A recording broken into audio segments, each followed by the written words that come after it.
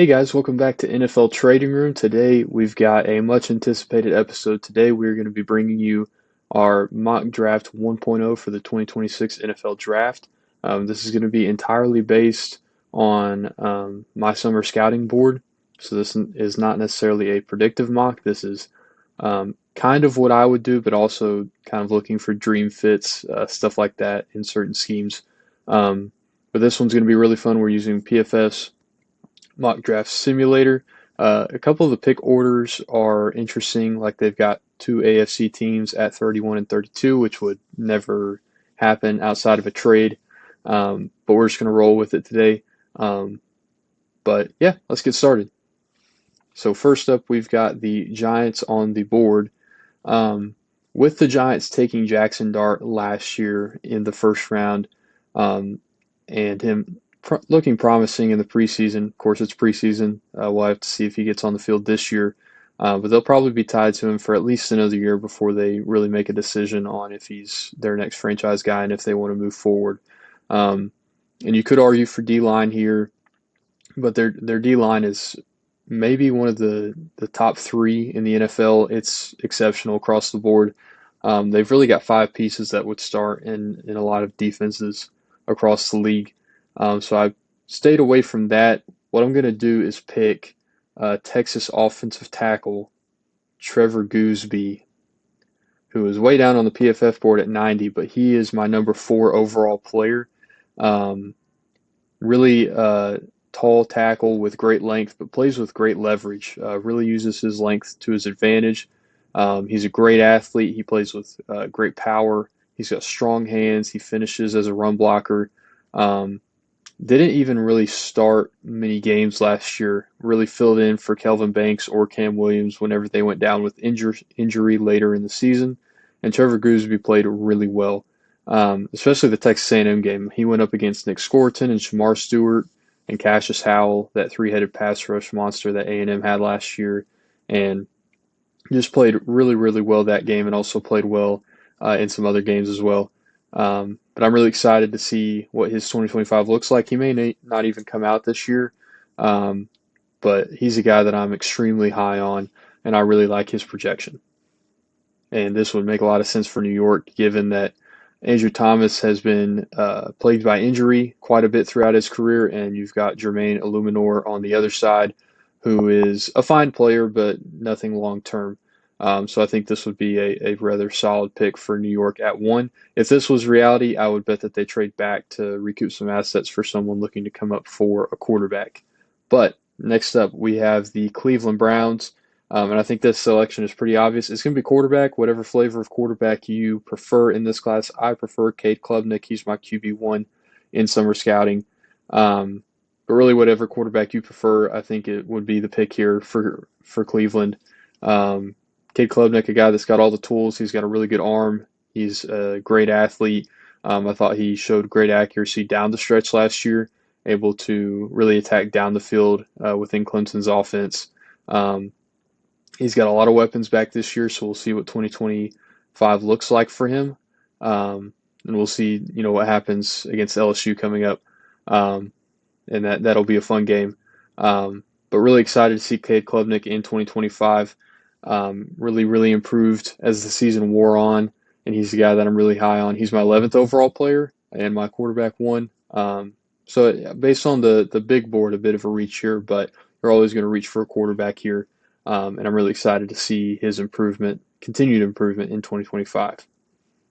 And next up, we've got my Tennessee Titans. You could argue for a lot of positions here. The Titans have a lot of holes across the roster. Offensive line, I would say, is pretty solid. You just paid Dan Moore. You've picked J.C. Latham and Peter Skoronski in the first round two of the past 3 years. And you just signed Kevin Zeitler to a 1-year deal, so you'll probably be looking for a guard next offseason. But Lloyd Cushenberry's holding center down as long as he can stay healthy. So you've got a pretty solid unit on that offensive line for once for Tennessee. I think the secondary is good, not great. You could argue for, a defensive back here, but I don't think they would pick one this high. Really, this came down to receiver and edge rusher. And My top edge rusher is Ruben Bain, but I don't think he's the type of edge rusher that Denard Wilson, the Titans defense coordinator, would ideally want. You're going to take great players no matter what. Ruben Bain's my third overall player and my top ranked edge. But he is a bit of a weird scheme fit in Tennessee. They could absolutely make it work. But Jordan Tyson is a guy that I went with, the receiver out of Arizona State. And he's my fifth overall player, so really not much difference between him and Bain. I think it'd just be great to get Cam Ward another weapon. This is a guy that could be, I view as a future bona fide wide receiver one in the NFL. Having his skill set along with Calvin Ridley, who we know is an excellent route runner, good move receiver, he would be the perfect X or perfect Z alongside Jordan Tyson.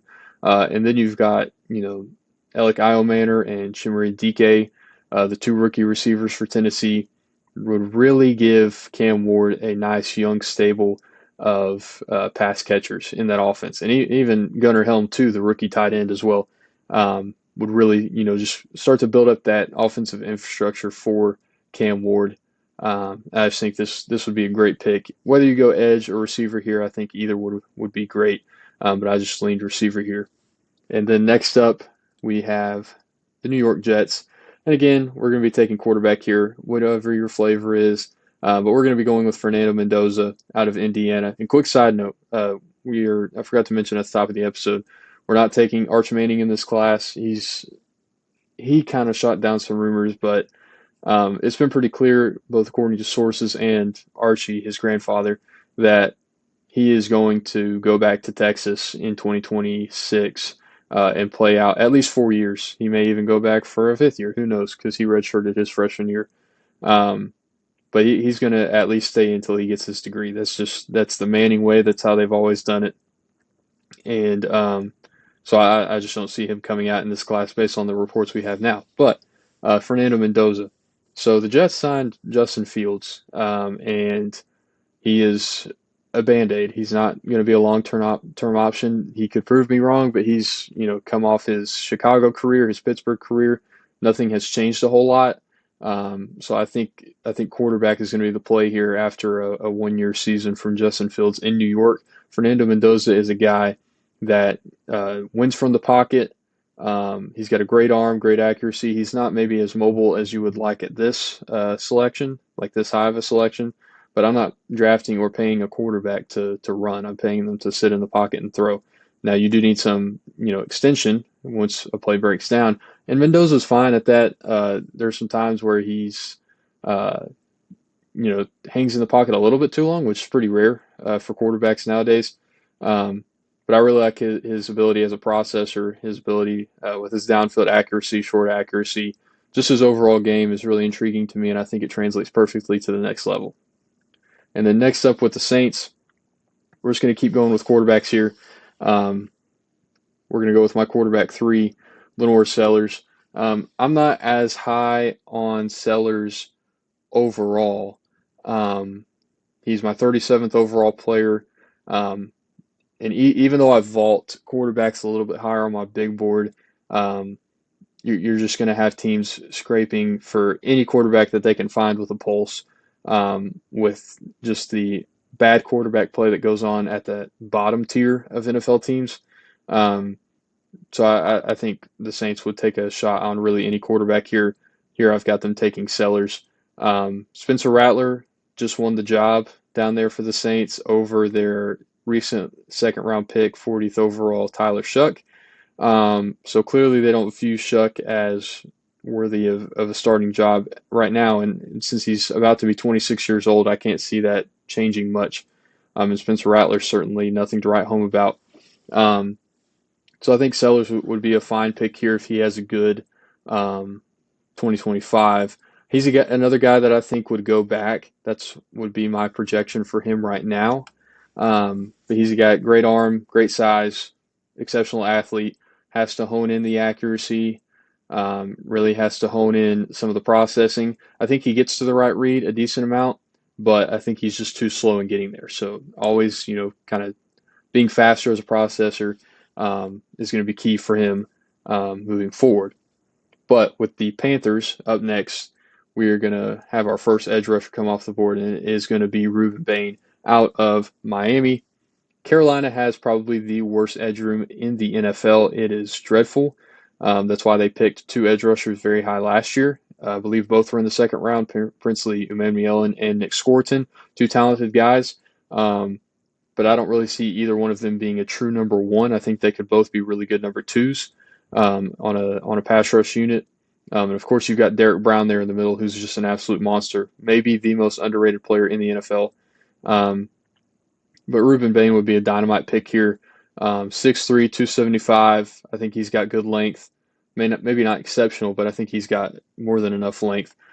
He is the most powerful player, I think, on the defensive side of the ball outside of Peter Woods in this class. He has a bull rush that it's insane. The power that he can generate, his get off, his first step, converts speed to power instantly, really generates a ton of force going into an offensive lineman's chest. Me and Drew, my old co-host, when we did our Edge episode, we talked about it with Reuben Bain. He's like a bull in a china shop. I mean, it's not necessarily the most refined thing right now, but he just goes in there guns blazing and just completely obliterates offensive tackles.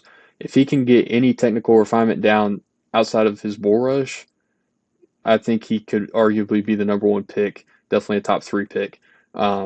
Really excited to see what his 2025 looks like. He was injured throughout his 2024 season. I believe it was an ankle injury that kind of hobbled him the entire season. But if you look at his freshman year, he was an absolute monster, even more athletic than what he showed last year. So I'm just really excited to see what a fully healthy season looks like for him. And it'll be fun seeing him go against Notre Dame's offensive line. Next up, we've got the Las Vegas Raiders, and we're going to be picking Peter Woods, the defensive tackle out of Clemson. Peter Woods is my number one overall player, clearly my number one defensive tackle. And not Oakland, Las Vegas has probably the worst defensive tackle room in the NFL. They had Christian Wilkins. He had a bit of an injury that would have kept him out for the beginning of this year at least. And then some weird off-the-field stuff happened there, and they ended up cutting him. I don't ever think that a real report came out that was definitive on what exactly happened, but he got released, and Vegas paid the rest of that guaranteed money to have him off the books, which leaves the Raiders' defense tackle room just completely barren. So I think if Peter Woods makes it to this selection, I'm not sure that he will. Depends on how the quarterback class goes. But if he's on the board, Vegas needs to sprint this pick in. He is powerful. He's lengthy. He's quick. He is very productive against the run and in pass rush. I'd like to see maybe a little bit more refinement to his pass rush plan at times, but great bull rush. Uses swims and swipes a decent amount, and really just all around an excellent football player. And then next up with the Indianapolis Colts, we're going to be going back to quarterback with the selection of Garrett Nussmeier. Garrett Nussmeier is a lot of fun. I'm not as high on him overall as some other people. Again, 55th overall on my big board, my quarterback 4. But there are a lot of things I like about him. Really good processor for the most part, has the requisite arm to throw downfield and make throws that fit into NFL windows. Really has control of that LSU offense, both pre-snap and post-snap. Really, really nice to see that from a quarterback that was in his first year starting last year.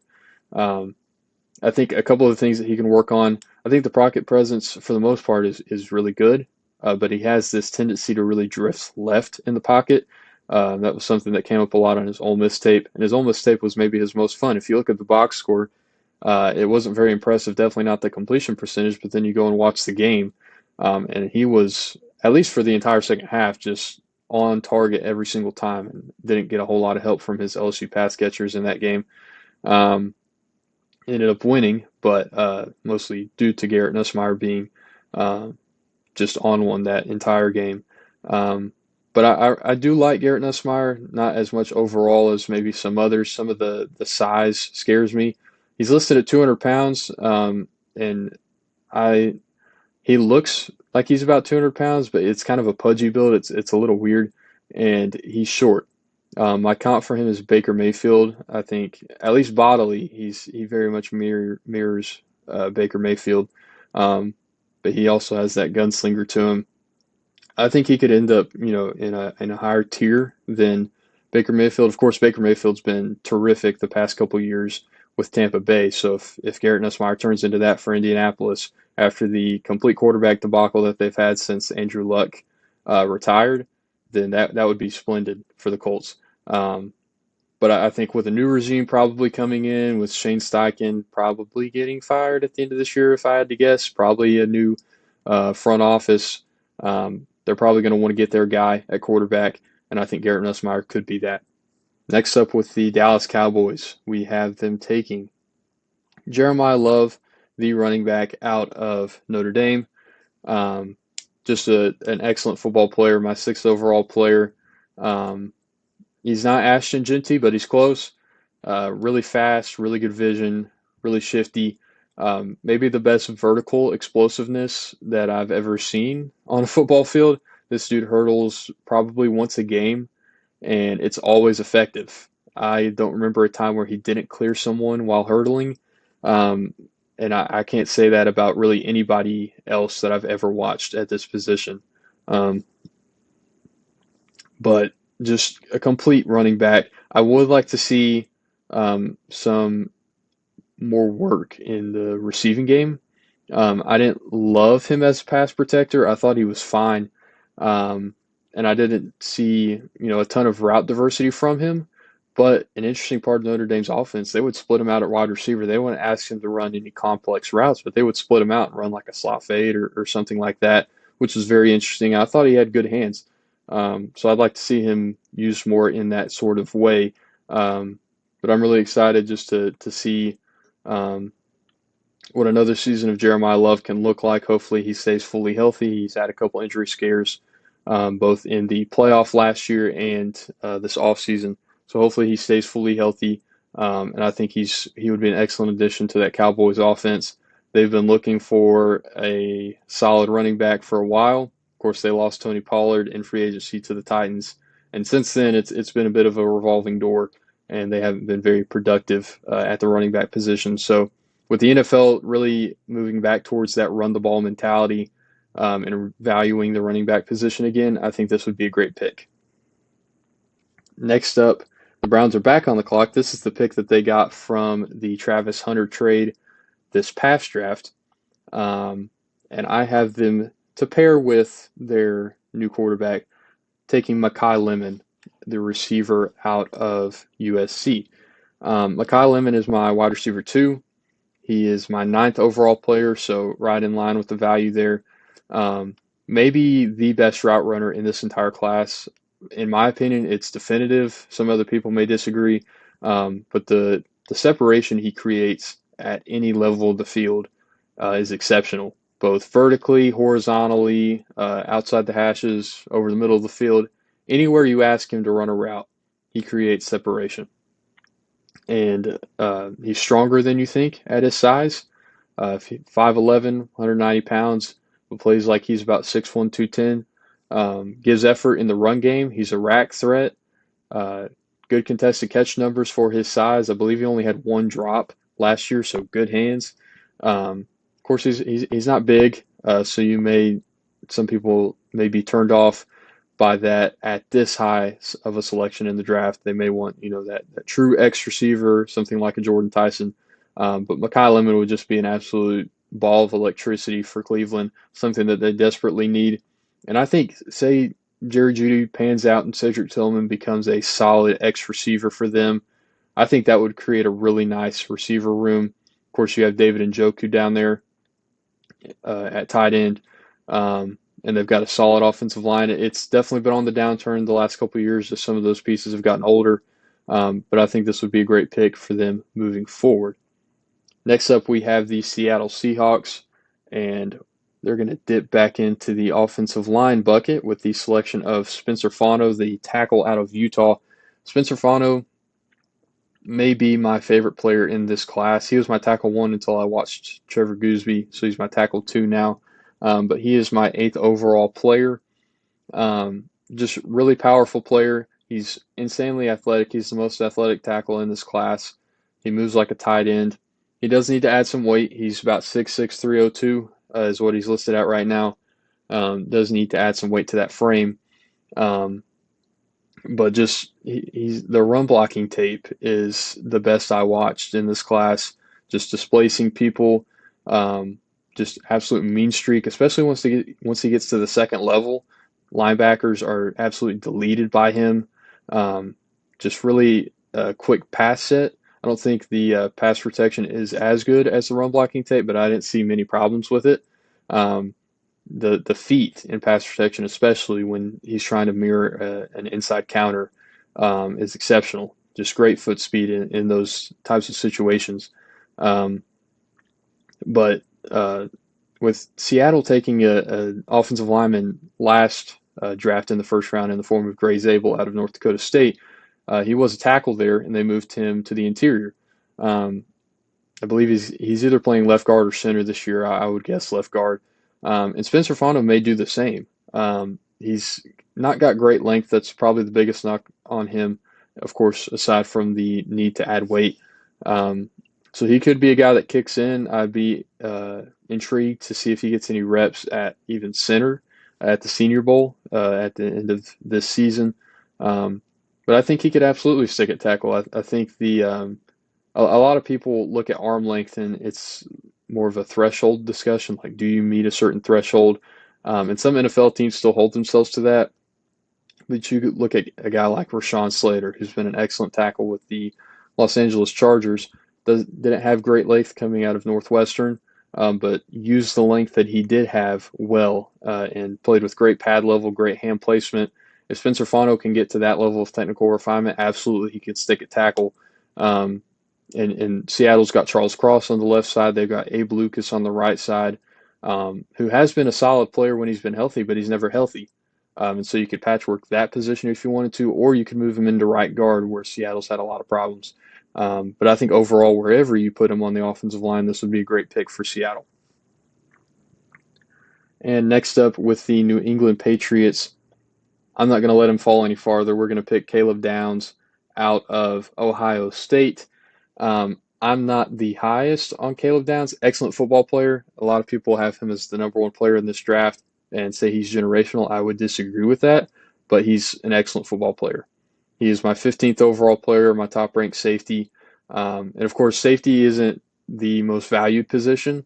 Um, the last safety that was taken in the top 10 was Jamal Adams out of LSU, and that was, I believe, 2018, which was a while ago. And not even Kyle Hamilton now, who was viewed by many as the best player in the 2023 draft, he was taken 14th overall by the Ravens, if my memory serves me correct. But this would be a guy that the Patriots have some holes on their roster that you could absolutely argue for offensive line here. You could argue for another receiver here. Um, but I feel like this would be a guy that Mike Vrabel pounds the table for. Caleb Downs is probably the smartest player in this draft. Um, just you watch the All-22 pre-snap. Sometimes there are corners looking back to him like, dude, what coverage are we in? And he gives them the hand signal. He knows everyone's responsibilities. I'd like to see more deep zone coverage reps from him, but he's a very versatile player. He can play the nickel. He can play box safety. He can do anything that you need to on a football field. He's a good athlete. He's got it all. Um, and I think that this would be the perfect fit for Mike Vrabel's defense. And you have an all-pro level safety for the next 10 or so years.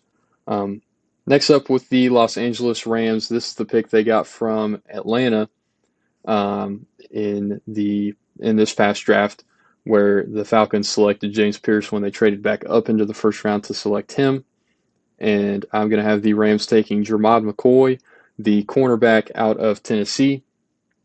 And the Rams kind of are barren at their cornerback position. Their defensive back room as a whole isn't the best in the league. Now, the defense overall played very well last year, but that was mainly due to their excellent pass rush that they had last year with their two rookies, Jared Verse and Braden Fisk up front. But they could definitely use a corner. And Jermod McCoy, I think, is the best corner in this draft. I've got him as my 7th overall player, obviously cornerback one. Just a guy that's got excellent ability to mirror receivers. He's got really quick feet. He's a guy that's effective in both man and zone. He's got excellent ball skills. He went to Oregon State as a true freshman out of high school as a receiver recruit, and they moved him to cornerback pretty early on there. He was a freshman All-American as a cornerback there, and then came to Tennessee and was an All-American as a true sophomore. And the ball skills have always been something that have been a calling card for him. I think he just really understands the position very well, and just does everything well. He plays the run with discipline, with physicality. He's an excellent tackler. He's got it all at the quarterback position. I'm really excited to see what his NFL future looks like. The one problem with him, though, is he tore his ACL in January of this year in a training session. So we don't know like when he's going to step back on the field. It could be as early as the Georgia game for Tennessee. It could be later. But he has made strides towards getting back on the field. And I'm excited to see whenever he does get on the field what his 2025 looks like. Next up, with the Pittsburgh Steelers, we're going to be taking a wide receiver, and we're going to go way down the board on PFF's board. Let's see, where is he? There he is. I skipped over him. It's Noah Thomas out of Georgia. This is a guy that I wrote about in my Offensive My Guys article and on the video that we did. But I love Noah Thomas. Transferred from Texas A&M to Georgia in this past portal window. He's a true 6'5", 205 pounds. Just great change of direction at that size. Really good route runner at that size as well. He's dominant at the catch point. He's got good hands. He's an electric athlete. If he gets, a slant and there's a safety behind him, he's able to make him miss and take it the distance, just like he did against Auburn. I think he's got multiple ways that he can win. I think he's a true X receiver. I think that would be the perfect fit here with the Steelers. I know they just got DK Metcalf, but they lost George Pickens. And even though you've got DK Metcalf who's a big body and then Noah Thomas who's a big body, I think you can absolutely make that work because Noah Thomas doesn't move like your typical receiver at that size would. And neither does DK Metcalf. Maybe laterally, but his vertical speed is pretty ridiculous. But I'm excited to see what Noah Thomas does for Georgia this year. Pittsburgh could really use another offensive weapon. I know they just traded for Jonnu Smith, which is going to make 12 personnel great for them. But I think Noah Thomas would absolutely be a higher ceiling player than Calvin Austin or Roman Wilson, the other receivers in that Steelers room. But I think this would be another good pick for the Steelers. You could argue quarterback here, but I'm not the highest on Drew Aller, and I don't know that there's another quarterback that I would take in the first round outside of the 4 that have already gone off the board. They could absolutely be a trade-up candidate, whether they finish this low, which would mean they miss the playoffs, or they are in the 20s of the draft. I think they would absolutely look for an option to trade up to select a quarterback at some point in next year's draft. And next up with the Miami Dolphins, I have them selecting Penn State guard Olaiva Vega Ione. I know I said Spencer Fano was probably my favorite player in this class. Ione's not far off. He might even be tied with Fano. He's a guy that I watched really late in the process, and the second I turned it on, I was mad at myself that I hadn't watched him earlier because it was just dominant reps all over the place. Just pancake city all over the field, just finishing defenders through the turf. He's not satisfied with a block unless the defender's on his back. I really like to see that type of tenacity from an offensive lineman as an offensive line guy. One of the main things that a lot of offensive line coaches talk about is when they're talking about how great it is to play offensive line is that you get to move another man against his will, and that's what Ione does. I think he's a good athlete as well. There were times where Penn State brings him in motion across the formation like he's a tight end when they're running some inside zone split concepts in the run game. He's got a great snatch trap as a pass blocker, and I'm just really excited to see his 2025 and what it looks like. I think Penn State's probably got the best offensive line in the country this year, and that goes six deep. They've got six guys that could be good NFL draft prospect options for teams next April. Um, but I think he's the best player on that offensive line, and his fit with Miami would be great here. He's athletic enough to run a lot of the wide zone that Mike McDaniel would run, um, and he's obviously the Dolphins don't run a lot of drop back passing game. It's a lot of RPOs, get the ball out quick. But in the event that they do run the occasional drop back pass, Ione is more than good enough of a pass protector to be able to not just hold up in that situation, but win his rep in that situation. So I think he's really just a good all-around guard prospect, and I think he'd be a great selection for Miami here with the offensive line needs that they do have. Um, and rounding out the top half of this draft, we've got the Chicago Bears, and they are in dire need of edge help. So we're going to take T.J. Parker out of Clemson. Now, T.J. Parker is higher on my board than this. He is my 10th overall player, my second-ranked edge. I just didn't think there was as good of a fit for him earlier than this as he'd get with the Bears. Um, Outside of Montez Sweat, that defensive line isn't the best. They've got some talented guys on the interior, but especially on the edge, outside of Montez Sweat, they really need some extra juice coming off that edge in pass rush situations. And TJ Parker would be that. This is a guy that is another great power rusher. He's right there with Reuben Bain for the best bull rush from the edge position in this class. Not the twitchiest athlete, but he's got an explosive first step, really generates a lot of power from that. And even outside of the bull rush, he's more refined as a pass rusher than Reuben Bain is right now. Right now, and I'm just really excited to see his 2025. Had a really good 2024. Looked really advanced, and I think he could improve as a run defender. Sometimes some more powerful tackles end up getting him on his skis and moving him a little bit. But I think he's the guy that would be a slam dunk pick here and just really solidify that as an edge rush duo with him and Montez Sweat as a top 10 duo, at least in the NFL. Quick halfway point. Just want to thank you if you stuck around for this until this point. I would just appreciate if you would go down and hit the like button or drop a comment. That would just let us know that you are enjoying the content. And we really appreciate it. And we'll be bringing you more mock drafts at certain points throughout the draft process. But yeah, let's get back into it with the selection of 17th overall to the Arizona Cardinals. I have them taking Caden Proctor, the offensive tackle out of Alabama. Paris Johnson, the left tackle who the Cardinals took a couple drafts ago at 6th overall, has really solidified himself at left tackle, really improved a lot over his first 2 seasons. I think he's well on his way to being a franchise left tackle, being a top 10 left tackle. He may even be that right now. But I'm really excited to see his development. And the Cardinals have structured their offensive staff pretty strategically. Their offensive coordinator is also their offensive line coach. And their offensive line coach has done a lot of good things for this offensive line. They've developed a lot of the pieces in there, especially Jalta Froldholt, their center, has taken a lot of steps forward since he came into the league. So that's a unit that's really played well and really opened up a lot of holes for James Conner and the rest of that run game over there in Arizona.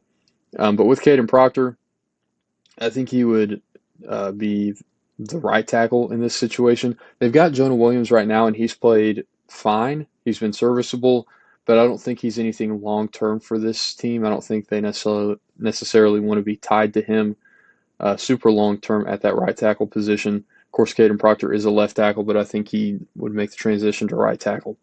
Number one thing with Caden Proctor, he's got to lose weight. There is no reason he needs to be 360, 370, 380, whatever he is. He's too heavy.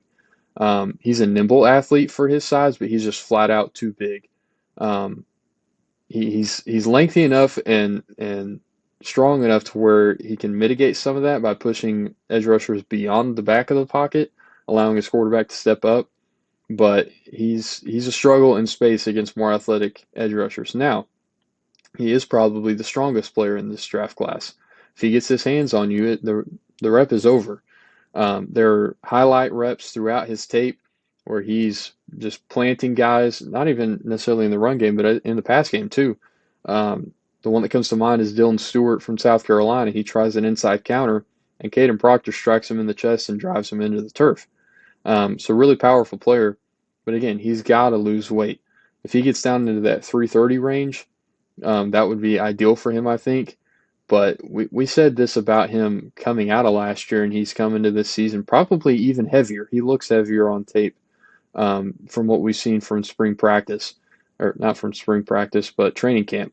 Um, but I think he's a good selection here. But if he doesn't lose weight, he's going to fall down my board quite a bit because there is a certain threshold you get to where you're like, yeah, that's too big, because there are not a lot of 360-pound offensive tackles roaming around the NFL right now because it's really hard to function against the athletes that they have at the edge position across the league in this era. Next up, we have the Minnesota Vikings, and I have them taking Caleb Banks, the defensive tackle out of Florida.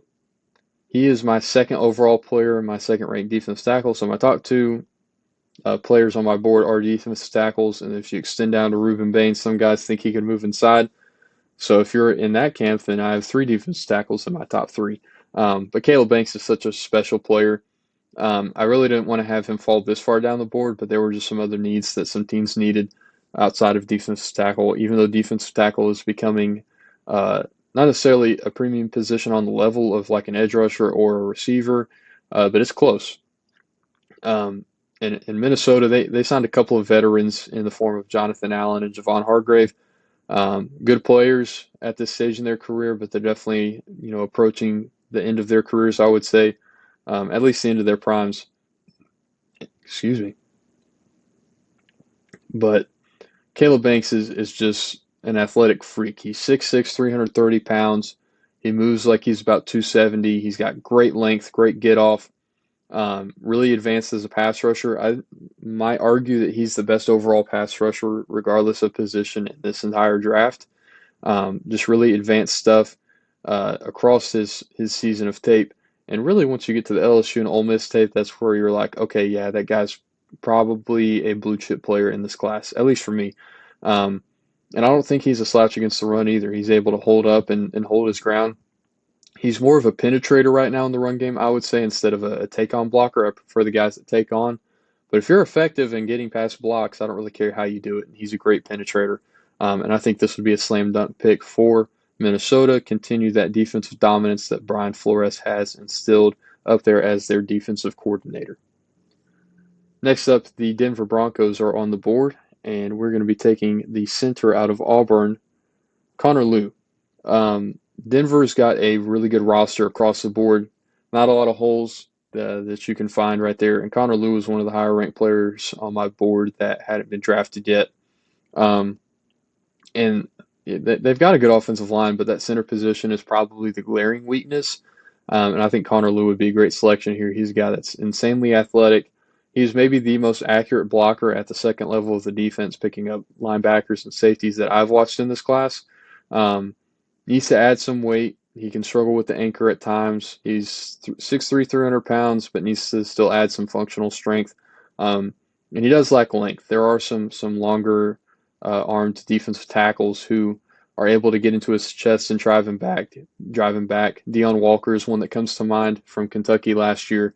But I think, especially with him just being a true sophomore last year, he showed way too many flashes on tape for me to have him really any lower than my 30th player, and I had him at 21st overall on my big board, my second-ranked interior offensive lineman overall. Really smart player, and I think he would be a great pick, continue that good offensive line play in Denver. Next up with the Houston Texans, we're going to go with back-to-back centers. This time it's going to be Bryce Foster out of Kansas. Bryce Foster was a guy I got to maybe a week before I dropped my top 50, and he really impressed me. He's a guy he's not the athlete that Connor Lewis, but he's definitely athletic enough. But he's got more size and length to him as well, longer arms, it looks like on tape. And he is a powerful blocker. There were times where he's, pulling even as a center and decleating linebackers, decleating defensive backs, able to be accurate at that second level, which we talk about.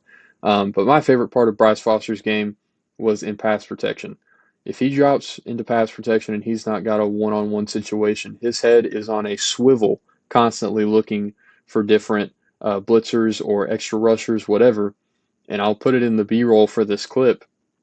There's a play where I believe it's the delayed corner blitz, and he goes completely across the formation to pick up the corner blitz, decleats the corner, and that solidified him as one of my favorite players in this class. He's my 23rd overall player, my third ranked interior offensive lineman, and Houston needs a lot of offensive line help.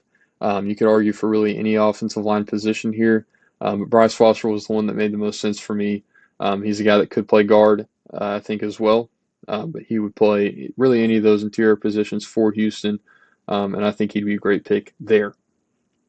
Next up, it's got the Packers here, but this pick went to Dallas in the Micah Parsons trade. And I'm going to have maybe an unorthodox pick here. I'm going to take Keith Abney, the cornerback out of Arizona State. They've got Trayvon Diggs, they've got Deron Bland, but I don't really think either of those players are as complete a player as their stats might suggest. Trayvon Diggs obviously had that season with a ton of interceptions, ton of defensive touchdowns. Deron Bland had that as well. But I don't think they're the consistent corners that you necessarily trust to cover a wide receiver one, especially in that division. You've got, obviously, A.J. Brown with the Eagles. You've got Terry McLaurin, who just got paid with the Commanders. You've got Malik Neighbors with the Giants. So you need a shutdown corner if you're playing in that division. And I think Keith Abney is that. I think he's a perfect schematic fit with Dallas. I think he's great in man coverage. He's great in zone coverage. He's got great ball skills. I think he's a good athlete. Not a great athlete, but a good athlete. Does lack some of the size, but I think he makes up for it with his physicality. And you could definitely argue for edge here. I thought about edge at this spot for Dallas, but I really wanted to see Keith Abney in this type of scheme fit. That's something that really intrigues me, and that was the pick here.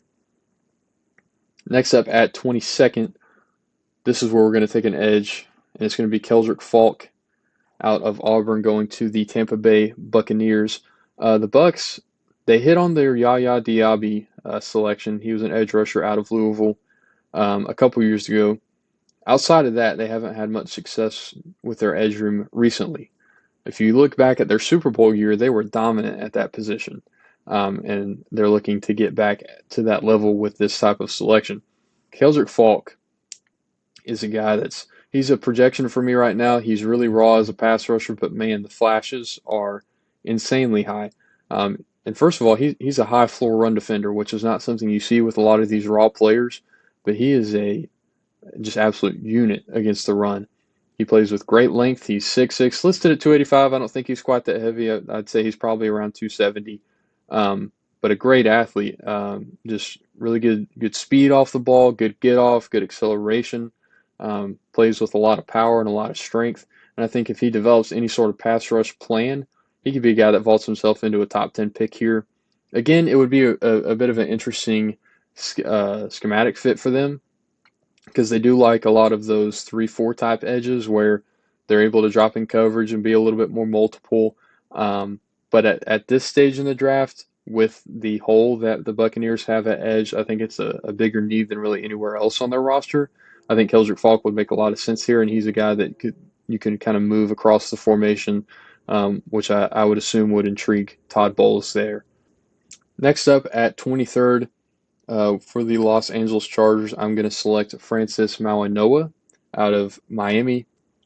He's an offensive tackle right now, and they've got Joe Alt, they've got Rashawn Slater. Rashawn Slater's out for the season with a injury, I believe it was torn ACL. Um, and I think Francis Mauigoa would be a good tackle. He is my 33rd overall player and my fifth ranked offensive tackle. Um, but I think the more I watch him, I would project him moving inside, probably to guard. He's got the size, he's got the weight of a tackle, but I think he loses in space in too many ways to be really a stud tier tackle at the next level. I think if you put him at guard with his athleticism, with his ability to pull, there's a lot less space for him to lose. And he's got more help there on the interior. I think he would be probably a Pro Bowl level guard at the next level. And I'd be really excited to see what that offensive line would look like. Of course, they've got Rashawn Slater when healthy at left tackle. They've got right now Zion Johnson at left guard. He would be the weak link in this scenario. But I would project Francis Mauigoa to take over that left guard spot. And then you've got Bradley Bozen right now at center. And then you've got Mekhi Becton at right guard and Joe Alt at right tackle. That would be a top 10 offensive line unit, in my opinion. And I think this would be a really good selection for the Chargers and would just kind of, again, reinforce the Jim Harbaugh kind of mentality that they've developed there, that they're going to run the ball, they're going to be physical up front, blow defensive lines off the ball.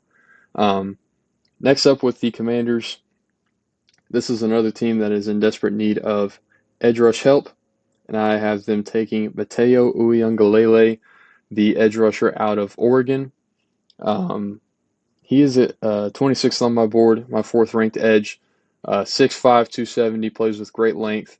Had a lot of sack production last year as a true sophomore. I thought a lot of that was cleanup sacks. Didn't win a whole lot of one-on-one reps in those sack reps.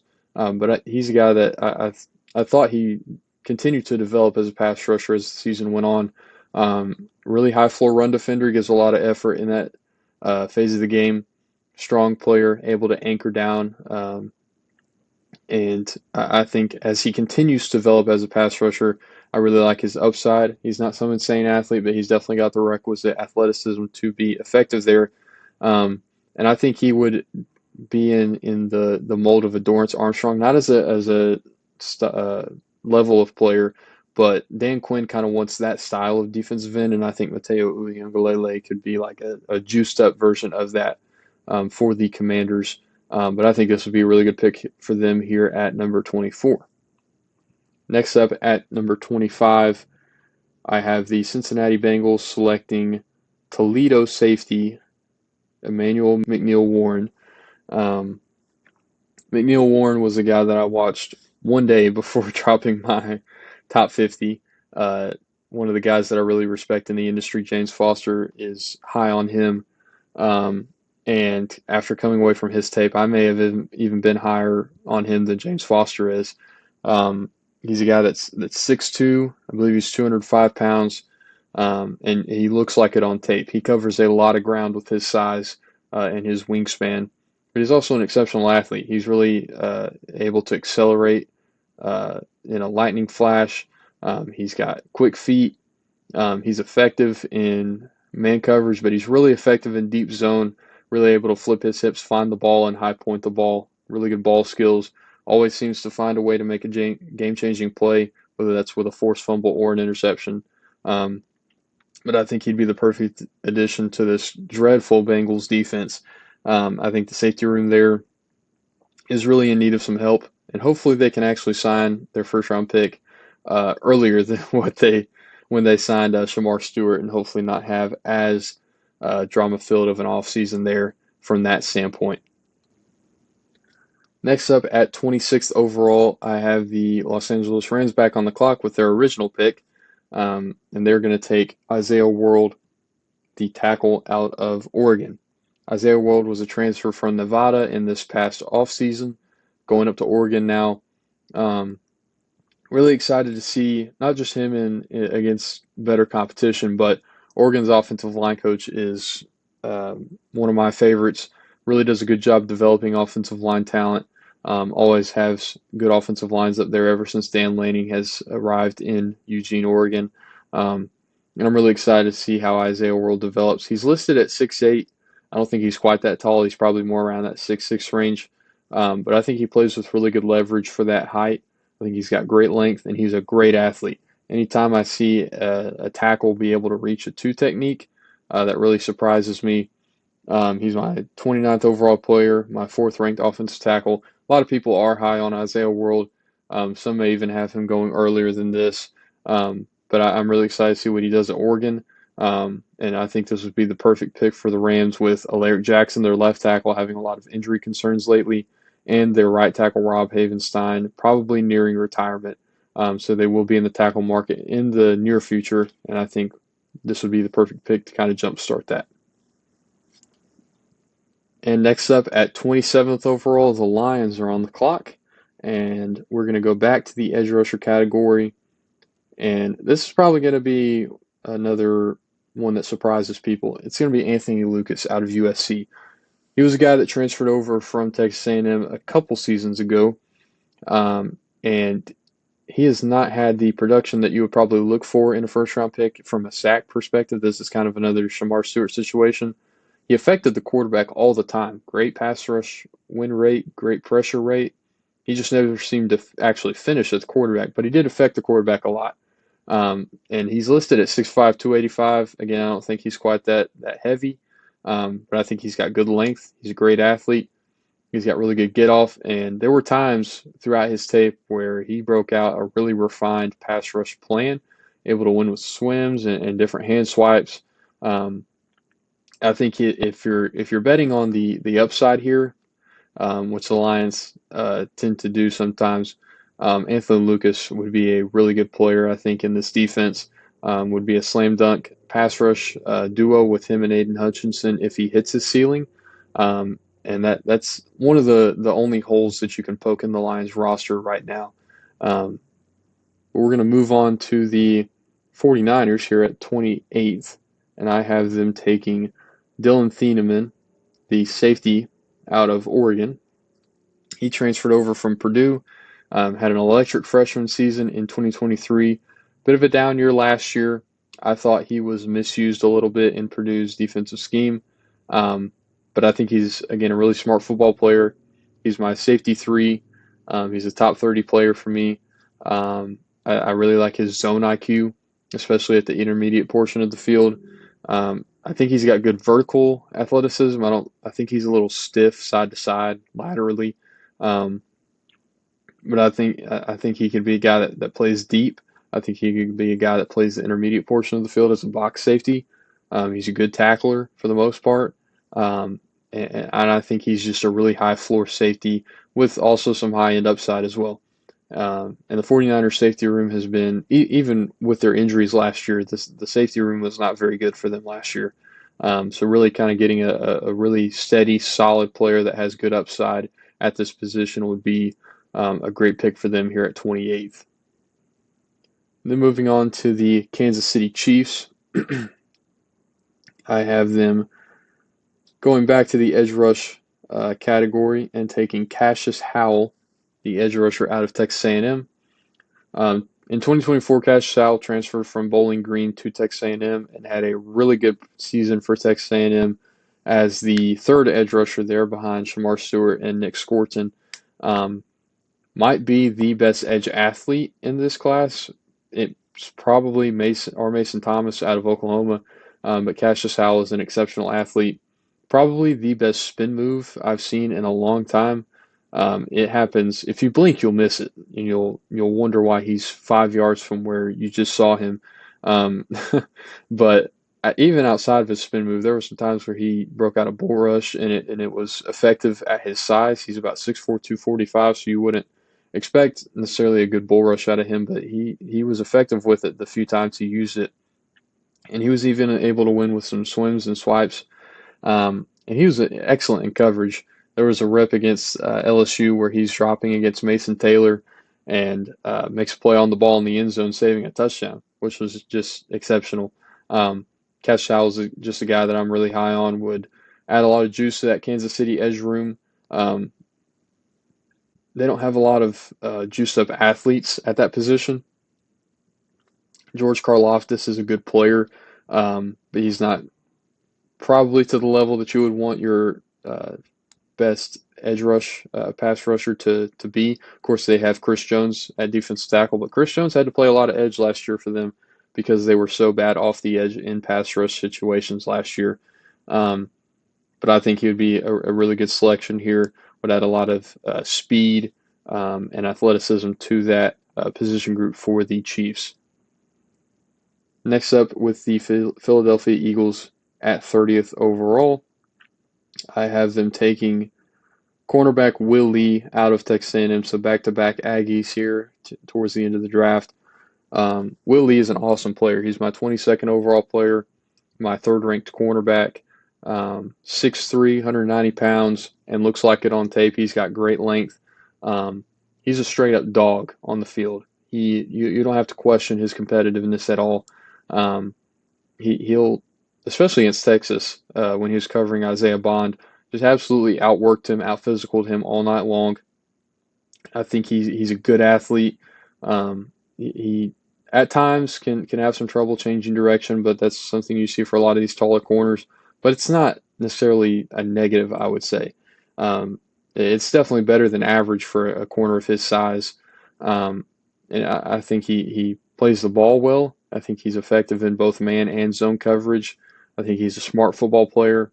And I think if you're betting on the traits here, I think he could be an all-pro level corner down the road, which would just be dynamite if you have Quinyon Mitchell and Will Lee on the outside for the Eagles and Cooper DeJean in the nickel spot. The Eagles just continue to stack talent on top of talent and just would continue to supplant themselves as probably the best team in the NFC. But moving on, with the Baltimore Ravens at 31st overall, I have them taking offensive tackle out of Utah, Caleb Lomu. Lomu is the second half of that great Utah tackle duo with Spencer Fano. Some people think Lomu's the better player. I'm not as high on Lomu as some others. He's my 38th overall player and my 6th ranked offensive tackle. But I did like a lot of what I saw. He was 19 years old last year, starting for a Power 4 team, and showed a lot of promise. He's a great athlete. Again, like Fano, needs to add some weight, but I think he's got longer arms than Fano. Still needs to refine some of the technicalities of his game. Sometimes he gets, when he's reach blocking, sometimes he gets beat across his face. Sometimes he loses to different counters and stuff like that. But for the most part, I think he's pretty refined, especially for his age. And the high-end reps were just really surprising for someone of his age. But with the Ravens, Ronnie Stanley, their left tackle, he's had a lot of injury issues. Was able to stay pretty healthy this past year, but before that, really the previous 5 years, he's been pretty injury riddled. And they've got their young right tackle, Roger Rosengarten, playing well on that right side. But I think Lomu would be a great left tackle option here, continue to keep Lamar Jackson clean. And again, I think that'd just be another great pick for the Ravens, which always seem to make a great selection. And rounding out the draft with the Buffalo Bills at 31st overall, I have them taking safety out of USC, Kamari Ramsey, as it's going to kick us out of the draft board here. But anyways, Kamari Ramsey, oh, that's nice. It's going to bring up our full draft here. But anyways, Kamari Ramsey, guy that kind of like Emmanuel McNeil-Warren was the guy that I got to late in the process. And just there was one rep that really sold me on him against Texas A&M, and it really displayed his range and his ball skills, and it was just exceptional to see him close that space. And I'll show the clip on the B-roll, but just really athletic player, really versatile player, plays a lot of nickel, plays a lot of deep safety. A lot of people call it the nickel. I prefer to call it the star. That's just what a lot of coaches that I've heard call it.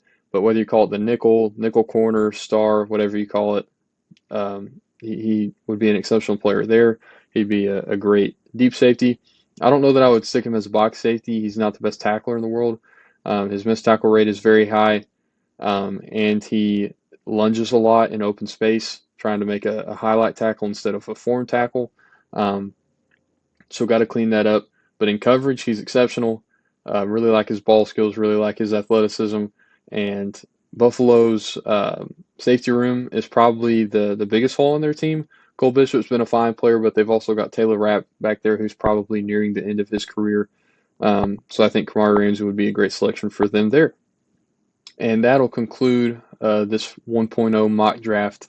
This was really fun getting to go over all these different prospects and how I think they fit with these different NFL organizations. We're going to be dropping some more of these as the process goes on this fall, just as we get more tape on these guys, and the rankings will obviously move around.